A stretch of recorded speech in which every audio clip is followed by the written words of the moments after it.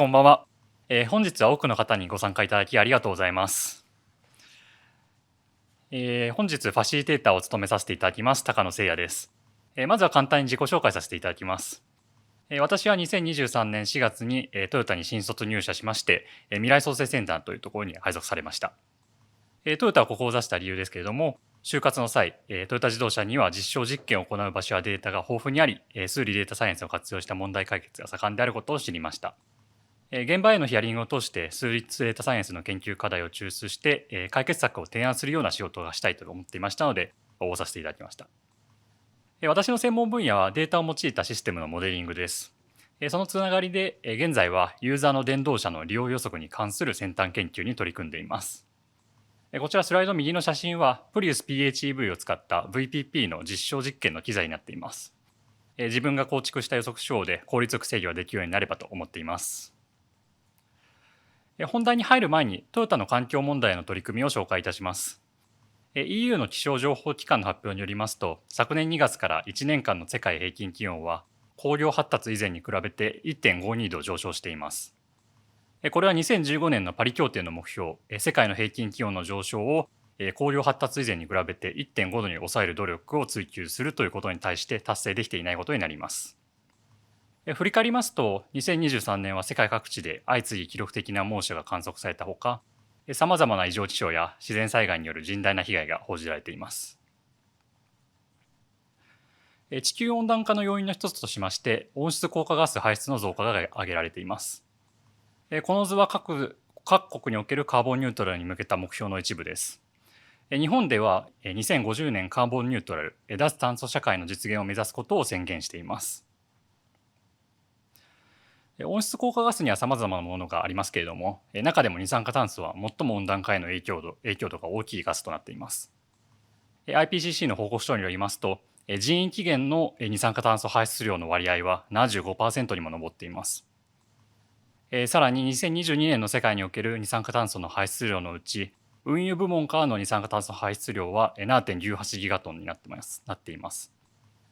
さらに運輸部門の約 44.2% が乗用車やバンといった、そういった日常にありふれた車が占めています。そのためトヨタでは車のライフサイクル全体で2050年カーボンニュートラルの実現に向けて全力で取り組んでいます。エネルギーの導入事情は地域ごとに異なりますので、現実に寄り添ってハイブリッド車、プラグインハイブリッド車、バッテリー EV、燃料電池自動車など、多様な選択肢を準備することでカーボンニュートラルの実現を目指しています。そして、トヨタの目指すモビリティ社会の在り方をまとめたものがトヨタモビリティコンセプトになっています。トヨタは誰もが自由に楽しく快適に移動できるモビリティ社会を実現するために3つの領域でモビリティカンパニーへの変革を進めています。1つ目のモビリティ 1.0、ここで目指すのはさまざまなムーブをつなげて車の価値を拡張させていくことです。さまざまなムーブといいますのは、人や物の移動に加えてエネルギー、情報のムーブ、そして人の心が動く、感動するというムーブも含まれています。2つ目のモビリティ 2.0 で目指すのは新しい領域へのモビリティの拡張です。そしてモビリティ 3.0 は社会システムとの融合です。エネルギーや交通システム、物流、暮らしの在り方まで入り込み、街や社会と一体となったモビリティのエコシステムを作る。そしてウェルビーイングを目指していく社会です。今回後ほどお話しする VPP はここに属しています。最後に本日の登壇者の部署をご紹介いたします。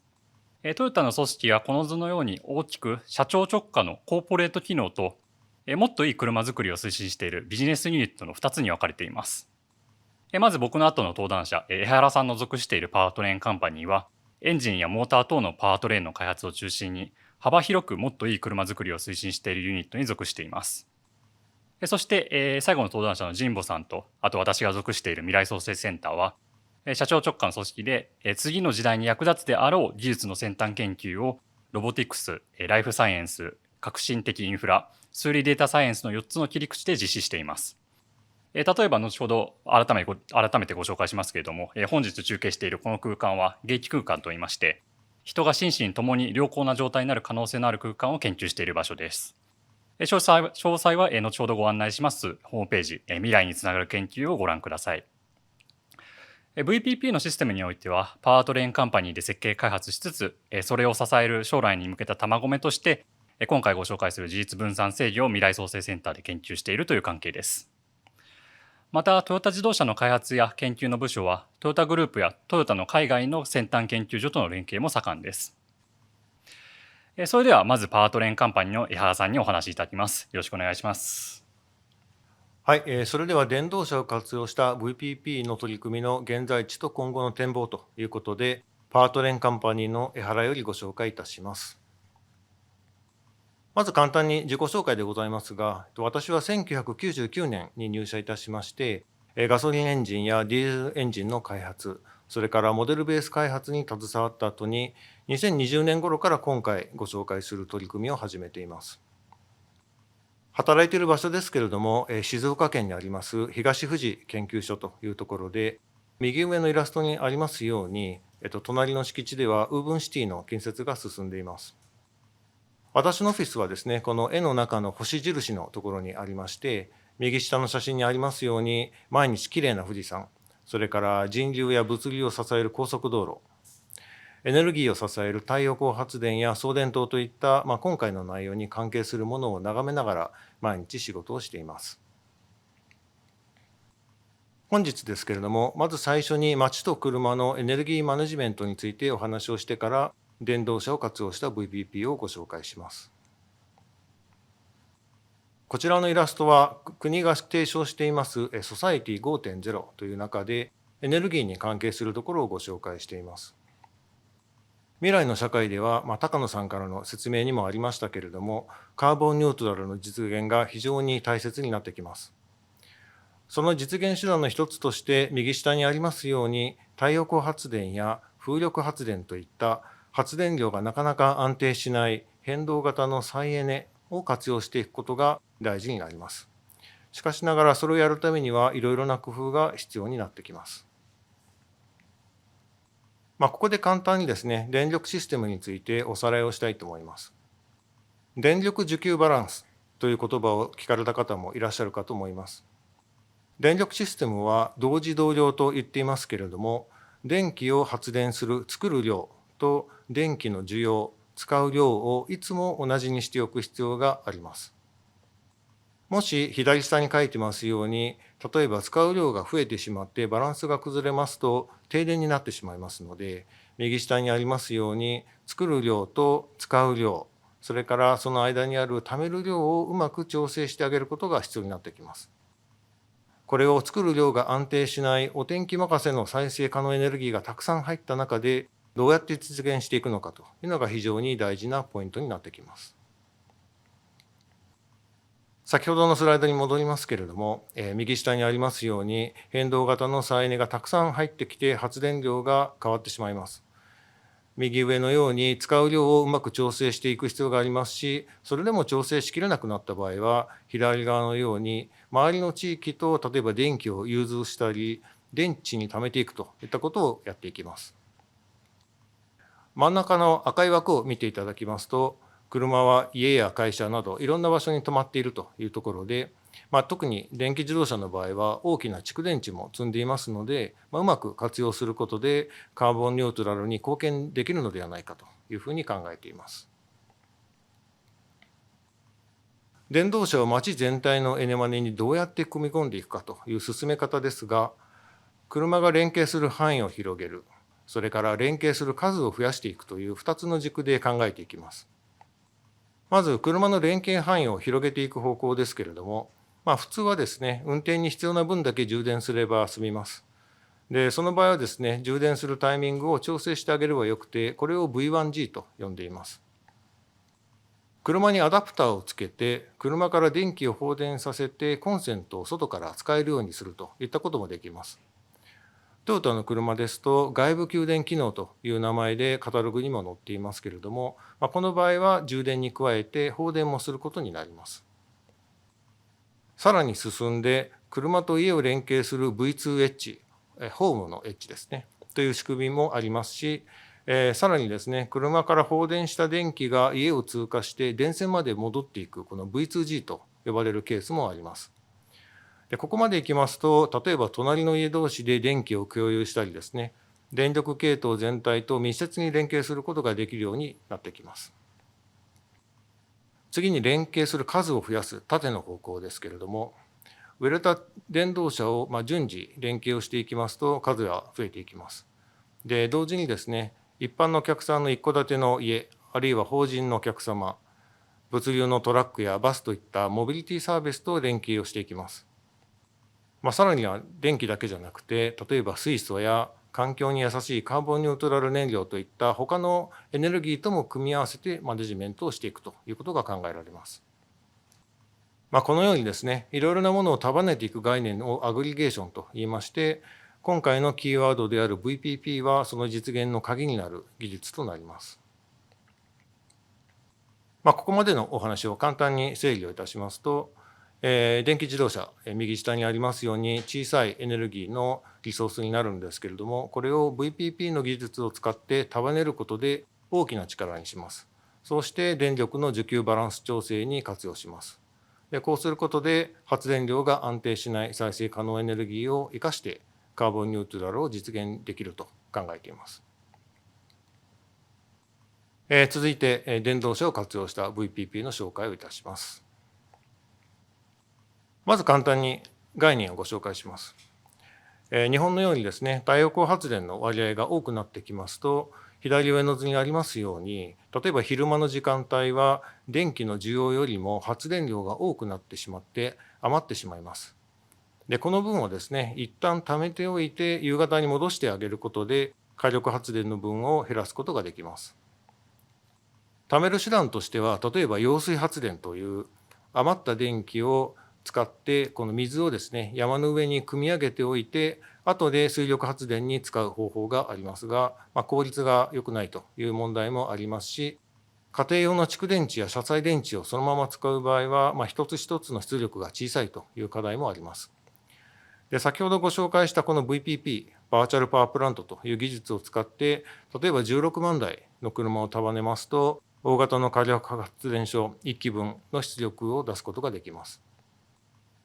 でこの仕組みはですね、自動車会社の観点から見ますと、これまでは電気を使うだけだった自動車の役割に対してエネルギーを貯める機能を追加で加えるということになりますので、価値を拡張していくという意味合いがあります。VPP を適用するときの課題になります。でまず最初にですね、たくさんの車を束ねて充電と放電をインターネット経由で制御していく技術を開発する必要があります。で2つ目になりますが、電動車で VPP をする場合は、お客様が車を使っていないときにシステムが勝手に充電、放電をすることになってしまいます。ですので、途中で電欠しないかとか、電池が傷まないかといったお客様の不安感に対してのケアが必要になってきます。またお客様にはですね、車を止めたときに毎回充電ケーブルをつないでいただく必要がありますので、利便性の観点でもケアが必要になってきます。で電動車を活用した VPP、全体の処理の流れと開発要素をご紹介します。まず何らかの方法で左側にありますように、お客様の車を使うニーズを把握します。その情報をもとに一台一台の車の行動を予測しまして、それを数理最適化の技術を使って束ねてあげることで、車群全体でどれぐらい充電、放電ができるかを示す充放電可能量というものを算出します。それを上位のシステムで受け取りまして、エネマネ、あるいは電力取引など電気の使い方を決めて、車群全体の指示量を計算します。それを受け取ったら、また最適化をうまく使いながら、一台一台の車の充電と放電の計画にばらして、各車両に指示を出していきます。先ほどご紹介したように、車によっては充電と放電がどっちもできる V2G、あるいは充電しかできない V1G がありますので、それぞれの事情に合わせて指示を送っていきます。このスライドはですね、この電動車の VPP を工場のエネマネシステムに組み合わせた例になります。でこの例では工場の業務用車と呼ばれます従業員が仕事に使う車を使っています。で車を使うときにはですね、この従業員が予約システムにこの貸し出しや、返す時間、それから行き先を入れますので、その情報を使って車両の行動を予測します。上位のシステムにはですね、この工場のエネマネシステムをつなぎまして、車にはプリウスのプラグインハイブリッドを20台用意しました。右下の写真にありますように、この駐車場にですね、充放電機とゲートウェイを設置しまして、それぞれの充電器をインターネット経由で制御しています。次のスライドでこの黄色の数理最適化のところを少し詳しくご紹介します。数理最適化の技術を使うにあたって、まず左側に並んでますように、いろいろある複数の要件を数理モデルとして表現をしていきます。まず、車の走行用の充電は出発までにしっかりと終わらせる。それからお客様の車の電池は傷みにくくすること。工場のエネマネシステムからの充放電の目標値には車群全体ではしっかりと追従をさせる一方で、無駄な充放電はしないようにするといったことになります。その後、これらの数理モデルを最適化のアルゴリズムに組み込んで、クラウド上で最適化の計算をしますと、右側のような結果が得られます。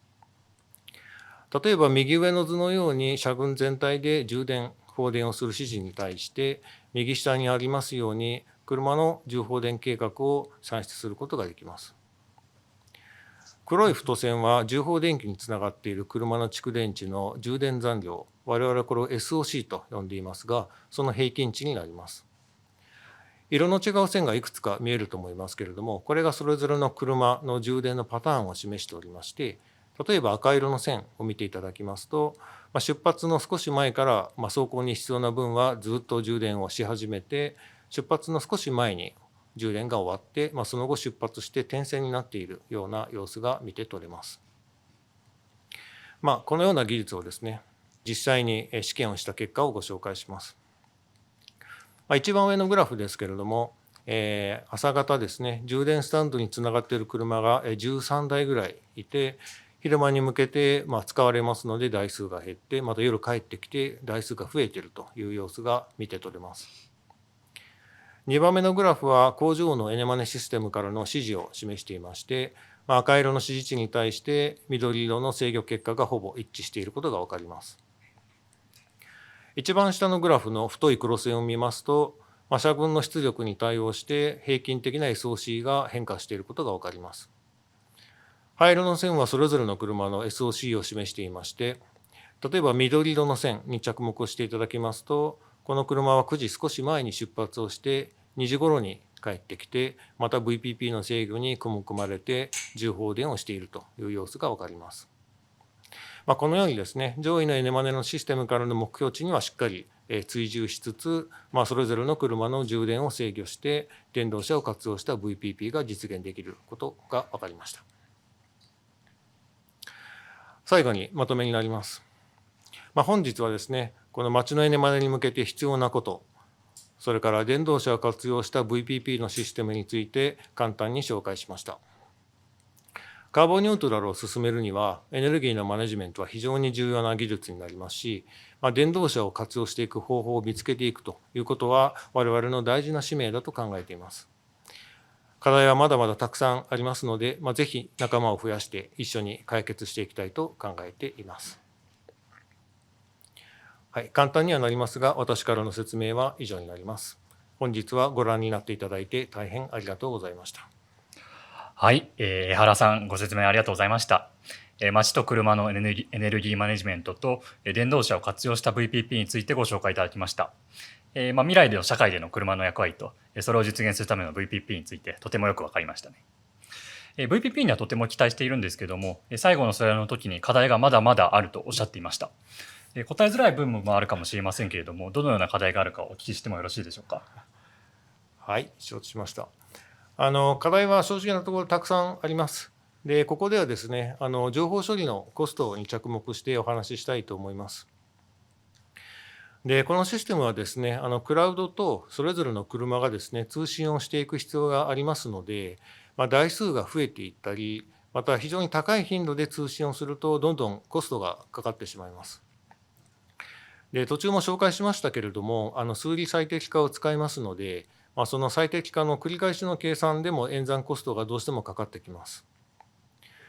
右側にですね、この情報処理のコストのイメージを示していますけれども、やはり広く社会実装をしていくためには、コストをできるだけ下げていく必要があると考えています。そのためにその最適化や機械学習の効率化といったところや、これからお話があると思いますけれども、制御のアーキテクチャを根本から変えていくなど、いろいろなアプローチを考えていく必要があると思います。ぜひ皆様と一緒に検討が進められたらと考えています。はい。エラさんご回答ありがとうございます。情報処理コストが重要と、課題となっているということですね。このような感じで皆さん積極的に質問いただければ幸いです。それでは分散制御の研究の方のご講演に移りたいと思います。神保さんお願いしてもよろしいでしょうか。はい。ここからは未来創生センター神保よりご紹介させていただきます。数十万台の大規模な VPP システムを社会実装していくためには、電動車自体が自律的に動作する分散制御の仕組みが必要不可欠と考えています。そのため未来創生センターでは分散制御の研究を行っています。そこで本日は先ほどご紹介させていただいた電動車 VPP、そして同様の技術を用いた運搬ドローンについて実証実験の結果も交えてご紹介したいと思います。よろしくお願いいたします。はい、私は2002年にトヨタ中央研究所に入社しました。この研究所ではトヨタグループの課題解決や将来の種まきをしている研究所です。これまで自動車からロボットまで様々な研究を行ってきました。私は2021年より未来創生センターでネットワークシステムの制御や学習、そして最適化の研究を推進しています。未来創生センターも同様に未来に必要な技術を先回りで研究している組織になります。まず私たちが提案している分散制御をご説明する前にシステムの制御について定義しておきます。ある一つの制御対象、例えば今回は電動車もしくはドローンを制御する場合を考えます。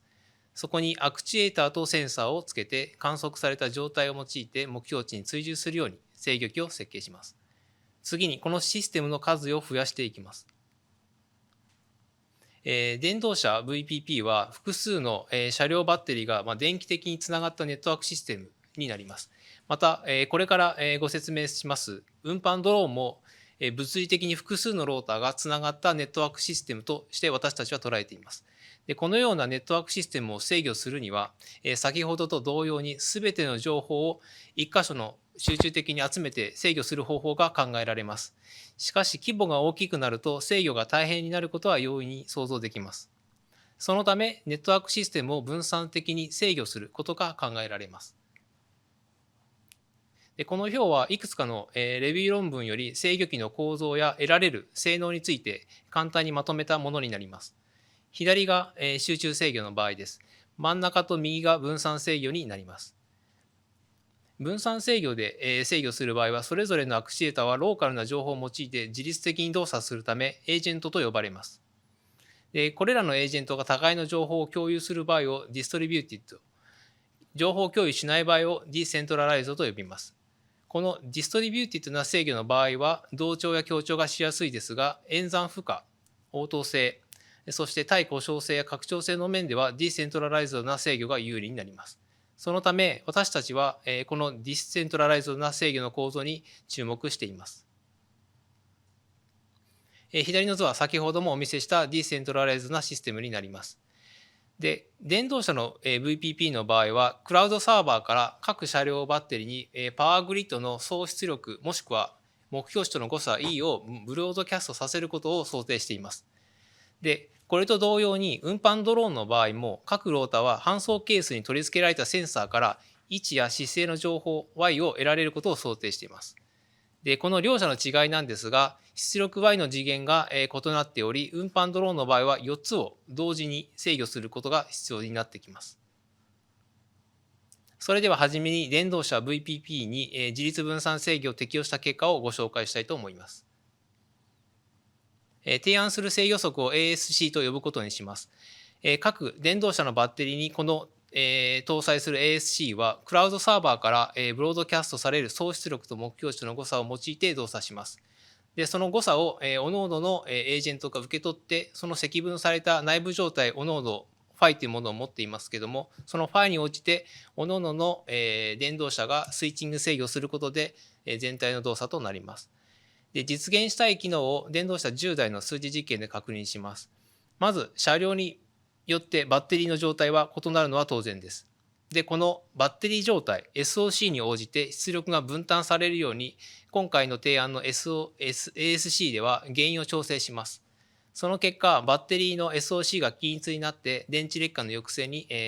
つながります。また、各バッテリーは誤差 E を用いて自律的に動作しますので、一部の車両が離脱しても総出力を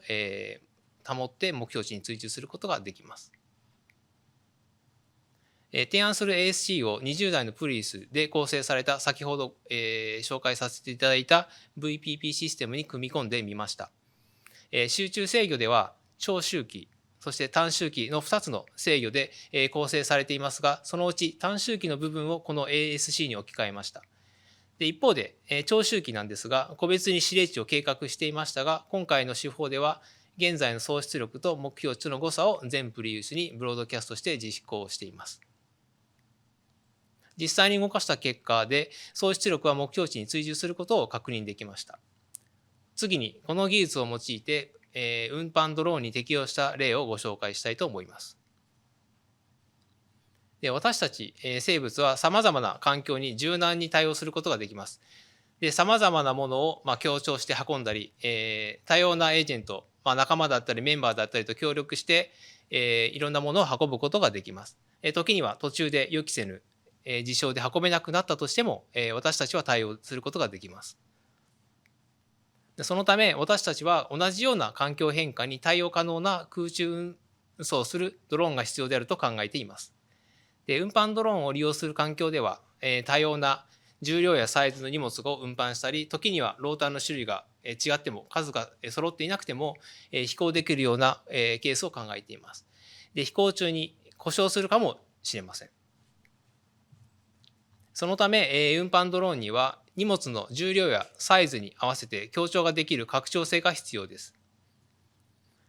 で、2つ目に、ローターの種類や数を自由に変更、寄せ集めたとしても、搬送できるようなシステムを、考えていて、この場合は適用性が必要となってきます。さらに飛行中に一部が故障で停止するかもしれません。で、その場合は残りのローターが強調して飛び続けることが当然必要になってきます。で、この対故障性があって信頼性のある運搬ドローンを私たちは目指しています。で、これら拡張性、適応性、対故障性の3つの性能を実現するため、私たちは自律的に動作するディセントラライズドな制御機を設計します。で、先ほども述べましたが、VPP の制御と異なる点は出力の数です。伝統車 VPP の場合は1つの出力を制御していきましたけれども、飛行制御では4つの出力を同時に制御することになります。で、本研究ではまず重さが未知の荷物を運ぶことを想定しています。で、ここではロボット同士で情報共有することは、想定していません。つまり正確な搬送物の推定をしないということになります。その代わり搬送ケースを事前にお互いに共有することでロバストなアプローチを採用することにしています。具体的には搬送ケースのサイズが決まれば想定される重心位置の範囲が決まってきます。またそのケースごとに最大積載量を制限しておきます。で、提案するディセントラライズド制御機は2つの制御機で構成されます。1つはシステムを最低限安定化させるロバスト制御機です。RFC と呼んでいます。これは搬送ケースの仕様からモデル駆動で設計しておきます。もう一つは目標位置まで飛行するための分散制御 ASC になります。これは電動車 VPP で利用した制御機と基本的には同じになります。で、一つ目の RFC について簡単にご紹介したいと思います。で、荷物の置き場所が変わったり動いたりすると重さだけではなく重心位置も変動します。で、搬送ケースを含めた運動補填式にするとパラメータが変動するモデルとなります。さらに故障もパラメータ変動で記述します。で、このようなパラメータ変動を考慮して LMI で解いておくことで安定化を実現しておきます。また、安定化の自由度を上げるため予測誤差を出力としています。飛行制御では4つの出力があるため、この4つの各証言ごとに異なる線形和の出力を用意しておきます。2つ目は自立分散制御機 ASC です。先ほどの LMI で設計した証言ごとの予測誤差を用いて各ロボットが自律的に推力を決定します。ただし、元の出力方程式には入力の項がありましたので、そこは完全に分散化できていないため、今回の ASC ではセンサー情報を用いてその部分を近似して実装することで完全に自律化を実現しています。で、各ロボットの制御速は先ほどの VPP と同じになります。で、こちらがプロトタイプ機です。3種類のローターを8個組み合わせています。で、各ローターの推力は最大で3倍弱の違いがあります。搬送ケースに外覧を与えるため、荷物として転がるロボットを2台乗せておきます。で、実験の目的は荷物である、動くロボットをゴールまで搬送することです。で、荷物は外部から人がリモートで自由に動かすことができるので、その時の状況によって重心位置は変わって変動を起こします。また途中一番大きなタイプ C の8番ローターを停止させます。中央に運搬ドローンを映しています。そして画面左下に途中で故障する赤い8番のローターを映しています。また折れ曲がった矢印は目標軌道になっていて、矢印の先が、緑色の台の上がゴールになります。で、今ローターが始動して浮上を始めています。このまま目標軌道に沿って上昇を続けます。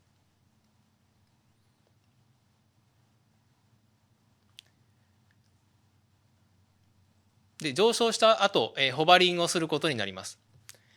で、その後水平移動してゴールに向かいますが、途中で重心変動と故障を連続して発生させます。で、重心変動は外部から先ほど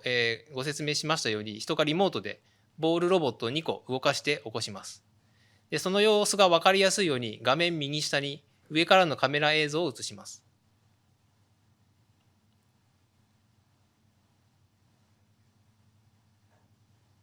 はい、ここで重心変動が発生しています。そして8番ローターが停止しました。一瞬降下しましたが、しばらくすると元の軌道に戻ることができました。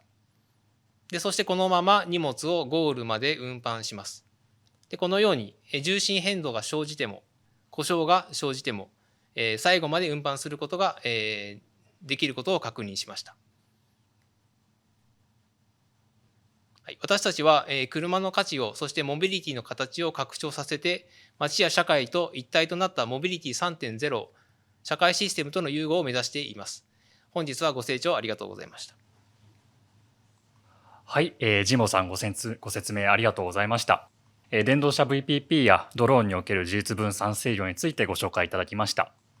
特に最後の動画リアクションがたくさん出ていましたけれども、ドローンが環境変化に対応している様がよく分かって面白かったですね。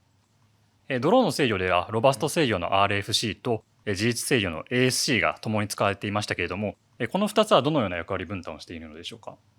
はい、モデルベースで設計している RFC は安定化するためだけの微小な入力です。そのほとんどの入力は重力保証も含めてモデルフリーで、データ駆動でセンサーからの情報を使って動かす ASC で決定しています。実は理論的な安定性は保証できていませんが、実験にて ASC のみで離陸しホバリングする動画を撮ってありますので、ご紹介したいと思います。で、重さや重心位置は当然知らないという想定で、搬送ケースの使用も知らないということにします。そして安定化のそのため RFC も利用しません。で、ローター同士で情報共有もしないので、センサーだけ、位置、姿勢だけのデータがが頼りになります。画面中央に運搬ドローンを映しています。先ほどのドローンとの違いは8個のローターが全て同じで対象に配置されたものとなっています。当然ローター同士の情報共有してませんので、機体の重さも推定することもできません。で、センサー情報だけで必要な推力を計算して今離陸してホバリングしているという状態です。で、このローターは自律的に推力を計算してバランスをとって、ホバリングすることができるということを確認できています。で、このまま各ローターが自律的に推力を計算して降下することもできます。で、最後は無事着陸することまで確認できています。なるほど。AC の自律分散制御だけでも飛行可能なのですね。ありがとうございました。それではこれで江原さんと神保さんのご講演は一旦以上となります。この後少しご案内させていただいた後に Q&A セッションに移ります。よろしくお願いします。ご発表ありがとうございました。じゃあここからはですね、少しだけご案内を挟んで、Q&A に行きたいなと思います。過去のイベントのご紹介もさせていただければなと思います。実はですね、未来創生センターさんとイベントやるのですね、これで4回目というところで、1回目はですね、3データサイエンスとロボティクスの紹介ということで、少しだけどんなイベントしてたのかを、各ページ紹介したいなと思います。1回目がですね、このような内容で、例えばですけれども、自律搬送ロボットですね、トヨタ記念病院の中で、自律型で運搬をするですね、ロボットの発表ですとか、あとは2回目はですね、数理ロジスティクス最適化というところと、あと防災減災ということで、富士山の噴火した際の避難のシミュレーションをですね、どのようにしてたのかの発表していただいております。で、3回目はですね、トヨタさんのヒューマノイドロボットの開発のお話をいただいております。こちらがすごく人気のセッションでしたので、ぜひこちらからですね、アーカイブも見れるようになってますので、皆さんぜひ見ていただければなと思います。この回はですね、ハードだけではなくってソフトウェアも両方ですね、どのような形で連携をしているのかというところで、かなり熱のこもった内容になってますので、どの回も面白かったので、ぜひ見ていただければなと思います。ではですね、先ほどから出てきている、元気空間のお話をちょっとしたいなと思うんですけれども、ちょっと映せますかね。今映りましたかね、皆さん。はい、こんな形でですね、今手振っていただいてありがとうございます。今映っている空間がですね、活力アップを期待できる空間というところで、少しだけちょっと空間のご説明もしたいなと思うのでお待ちくださいね。元気空間ですね、この点の部屋と線の部屋と面の部屋というところで、どの空間も、ですね、期待できる効果が少し違っていまして、点の部屋はですね、疲労感が軽減できるということで、私の今いるところがですね、点の部屋ということで、今イベントをしてても全く疲れないようになっておりますと、ただ期待ができるというところですので、そこはご了承いただければなと思います。あとは皆さんがいらっしゃるところが、活力アップが期待できるというところと、あとはちょっと少し仕事がしやすいスペースもあって、そちらが集中力アップが期待できるというところの部屋になっております。私も初めてこちらの元気空間来させていただいたんですけれども、緑がたくさんですごく落ち着くなという形で、緊張を少し和らげていただいているのかなと思っております。先ほどお見せしたページがですね、 QR コードから見れるようになってますので、よければ皆さんですね、ぜひ QR コードでパチッと見ていただいて、元気空間の詳細を見ていただければなと思います。では最初の質問からいきたいなと思います。皆さん答えづらかったらちょっと答えづらいなみたいな雰囲気を出していただいても大丈夫ですので、はい、よろしくお願いいたします。では1つ目いきたいと思います。行動予測は難しいと思いますが、どのように行っているのでしょうか。例えば経路の予測やバッテリー使用量の予測など、また、個社の行動予測をしているのか、束ねた群の行動予測をしているのか、どちらでしょうか。じゃあこちら江原さんパートですかね、お願いいたします。ご質問ありがとうございます。最初からいい質問かなと、思います。やっぱりおっしゃる通りで、やっぱり個々人の行動の予測というのは非常に難しいチャレンジングな課題だと思っています。で、今回ご紹介したのは、会社の業務用車ということで、使うのは会社の従業員ですし、最初に貸し出しとか返却とか、あとは行き先とかですね、走行予定距離も大体分かりますので、今回はその入れた値をね、そのまま使っているというところで、シンプルな例をちょっとご紹介しました。で、これが一般のお客様になると、やっぱかなり大変になってくるかなとは思っています。で、やはり VPP はですね、この走行用にどうしても充電をしておかなきゃいけないというところはありますので、やっぱりそれぞれの車の行動予測というのは何らかのレベルで必ず必要になるかなというふうに思います。でトータル全体でどれぐらい重放電できるのかというのも予想しないといけませんので、やはりこの個社の高度予測とこの束ねた群全体の高度予測は両方ともやっていく必要があると思っています。はい、お答えになってますでしょうか。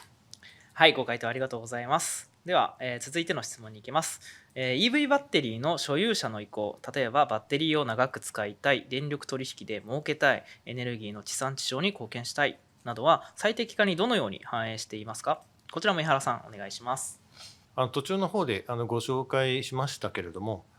最適化をするときにいろいろな要件をですね数理モデルにします。でそれを評価関数として入れて最適化をするというところで、お客様のいろんなニーズをですねこの数理モデルにして入れ込んでいくということをしていってます。でお客様のニーズはやっぱりいろいろだと思うんですね。で全員に VPP を必ずやってもらうというわけじゃなくて、VPP をやりたいお客様、やめておきたいお客様も含めていろいろな選択肢をやっぱりご用意するというところが大事かなというふうに考えています。はい、ありがとうございます。では、どんどんといきたいなと思ってございます。エネルギーのブロックチェーンみたいなイメージを持ちました。エネルギーマネジメントに自身の車を参加させたことへの報酬はどのように考えていますでしょうか。じゃあこちらも江原さんお願いいたします。なかなかダイレクトにお答えするのも難しいところもありますけれども、将来的にはですねこの VPP に対してどれぐらい貢献していただいたかっていうそのレベルに合わせて、当然報酬見返りというのは設定していく必要はあるかなというふうには思いますが、やっぱり今の電気代ですとか、あとは重放電のスタンド、あるいは電気自動車の値段とかを考慮しますと、なかなか経済性だけでは説明するところもね難しいのかなというふうには思っています。でやはり将来ねこのカーボンニュートラルを本当に実現しないといけないということになりますと、いろいろな業界の方、一般の方々の協力を得ながら、どうやって電動車の貢献をしていくのかというのを、その金銭的なね報酬以外も含めて考えていく必要があるかなというふうに思います。ありがとうございます。江原さんお気に入りの質問が続いたというところで、多分皆さん最初かなりガチガチの雰囲気で始まってたんですけど、だんだんと笑顔が出てきてすごくいいなと思っておりますはい、じゃあ続いていきたいなと思います。続いてはそうですね、演算コストを減らす取り組みとしては現状どのようなことが考えられるでしょうか。また演算にかかるコスト削減の目標値はどのように決めているでしょうか。いかがでしょうか。またいい質問ですね。はい。取り組みと目標値ですよね。はい。で取り組みに関してはやっぱりそのクラウドと車で通信をしますというところで、その例えば通信の周期ややり取りするデータ量を減らしていくっていうのがまず最初に考えるところだと思います。で最適化をねやられてる方は想像つくと思いますけれども、いろいろなアルゴリズムがある中で例えば線形化というのをやると、すごく演算コストは下がりますし、制御構造に手を入れていくというところも、当然演算コストには効いてきます。自立分散制御ですね、最後にご紹介ありましたけれども、あれもかなり演算コストが減らせるいい手段なんじゃないかなというふうに考えています。はい、ありがとうございます。じゃあちょっともう一回江原さんにご質問したいなと思いますが、お客様の不利益とならない充電動作、充電施策があるか知りたいというご質問来てますがいかがでしょうか。これもいい質問ですね。基本的にはやっぱり貯めている電気を一番価値があるように使わないと不利益につながると思うんですね。だからやっぱり電気代が高い時に電気を充電しちゃうとか、電気が安い時に放電しちゃうというのもありますし、電池がやっぱり傷みやすいような条件で、充電放電をしちゃうというのもやっぱり不利益になると思うんですね。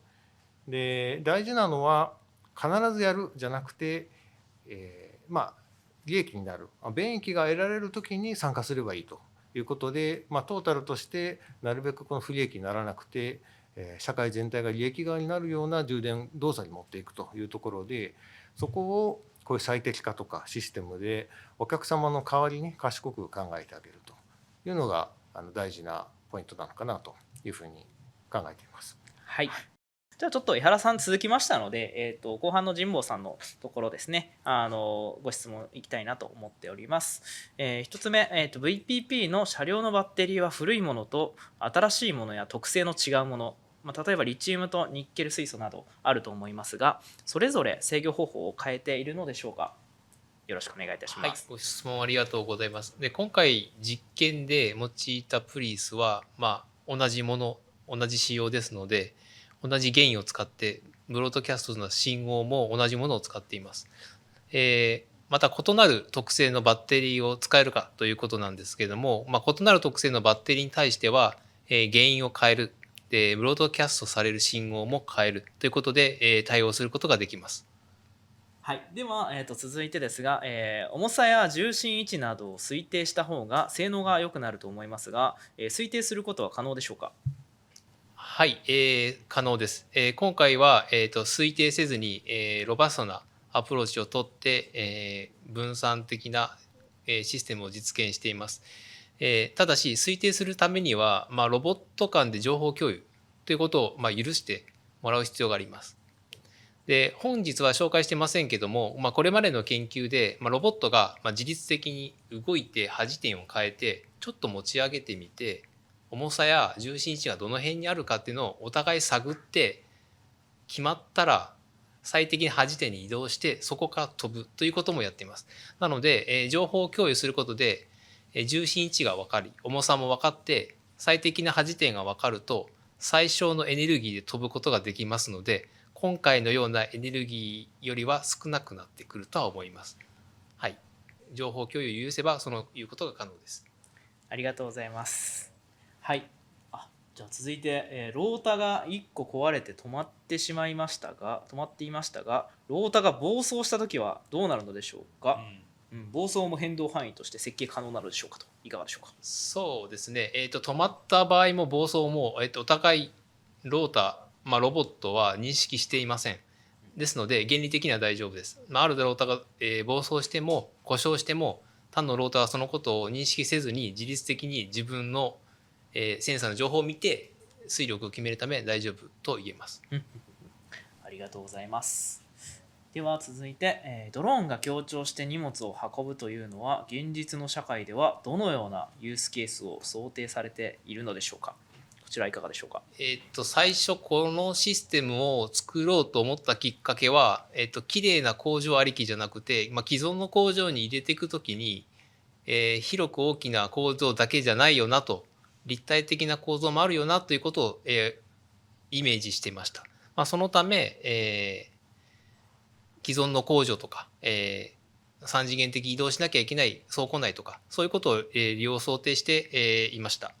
でプレゼンの資料にもありましたが、災害現場とか建築現場とか、林業引っ越しとか、いろんな場合を想定して、自律的に助けてくれるロボットが、今後必要になっていくと考えています。はい、ありがとうございます。では続いて、複数ドローン間の通信、複数ドローンの制御や管制に関する取り組みはなされていらっしゃいますでしょうか。実用的にそういうことも、考える、ディストリビューティというのは制御も先ほど重心位置を推定するといい制御になると、説明させていただきましたが、それも、手段として許せられるのであれば、必要な取り組みだと考えています。ありがとうございます。じゃあちょっとここからはというかちょっと高野さんにご質問をしたいなと思っておりますが、ちなみに未来創生センターはですね、ドクターを持っていないと入れないのでしょうかというご質問と、あとどんな方いらっしゃるとかよければご紹介いただければなと思いますが、いかがでしょうか。はい、ありがとうございます。やっと僕が答えられるものが来ましたね。まずドクターを持ってないと入れないでしょうかということですけども、決してそんなことはありません。もちろんドクターを持っていらっしゃる方もたくさんおられますし、引率、大卒の方もいらっしゃいます。実際僕は修士の引率で入ってます。で、どんな方がおられるかということなんですけども、結構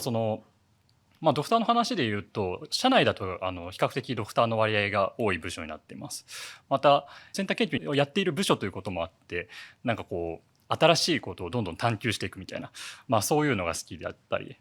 いろんな人と議論していろいろ深めていきたいみたいな、そういう方がいらっしゃるなという印象を受けています。はい、以上です。ありがとうございます。ちなみに全然質問来てないんですけど、はい、高野さんが未来創生センターに入って一番びっくりしたこととか印象深かったことって何かなるほど、印象深かったことですか。そうですね。でもここの元気空間は僕入るまで知らなかったんですよ。で実際入社して案内していただいた時にこんなのあるのかと。でここで確かに働きたいなと思って自宅に観葉植物を買いました。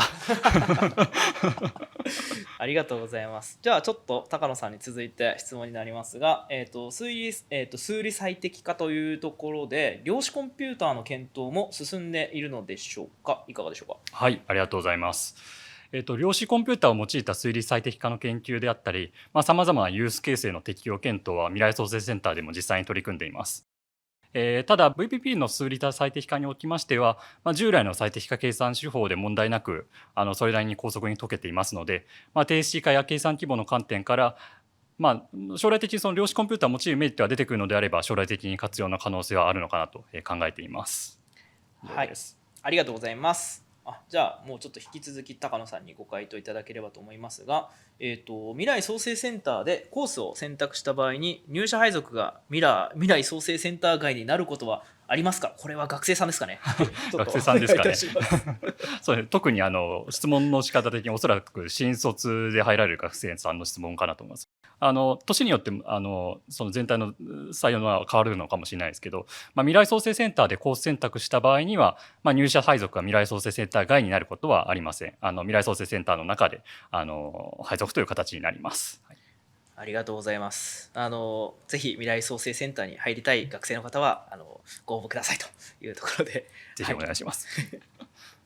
では続いてこちらも未来創生センターへの質問はちょっと高野さんにお答えいただきたいなと思いますが、未来創生センターには、研究者、特にエンジニアのみ在籍をしていらっしゃるのでしょうか。他の職種も在籍されていらっしゃいますかと。はい、ありがとうございます。研究者だけではないですね。企画構想や研究開発を支援するメンバーも所属していますし、また他の部署、実際にここパワートレカンパニーの江原さんとやらせていただいてますけども、他部署との協調により研究開発をどんどん推進しています。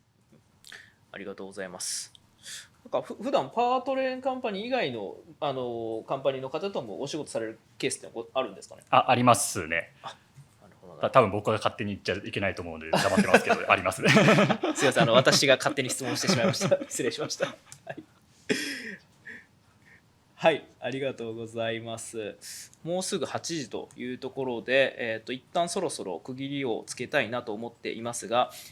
ぜひお三方に今日登壇してみてとか質問答えてみてご感想等をいただけたらななんてことを勝手に今思ってるんですけれども高野さん、実際今日イベントを発表されてみていかがだったでしょうか。そうですね、今日数百人の方に聞いていただいていることということで非常に緊張していました。僕も研究者の一人なので普段は紙と鉛筆とパソコンでガリガリやってるみたいな感じなんですけども、普段こういう機会なので非常にいい経験になりました。ありがとうございます。皆様もご視聴いただきましてありがとうございました。ありがとうございます。ではちょっと井原さんもぜひお願いします。はい。私もですね、こういう機会は初めてですので、非常にいい経験させてもらったなというふうに思いますし、高野さんのようにね、まだまだこれから先いろいろなことをねやる方がこのタイミングでやっぱりこういうことを経験できるというのはすごくいいなというふうにも、思っています。はい、私から以上です。ありがとうございます。じゃあ神保さんもよろしくお願いします。はい、学会発表に比べてオンラインということもあって参加して聞いていただける学生さんや研究者の方が多いということで、非常に情報発信としてはいい機会をもらったなと思っています。ですので、少しでも興味がある方がいらっしゃいましたら、ご連絡いただければ、何か一緒にできたらなと思っています。はい、ありがとうございます。ありがとうございます。はい、ではチャイムは鳴りながらになりますが、今日のイベントを終了としたいと思いますので、また皆さんの方カメラ向けていただいてもよろしいでしょうか。はい、ではこちらで今日のイベント終了とさせていただきます。ありがとうございました。ありがとうございましありがとうございまたした。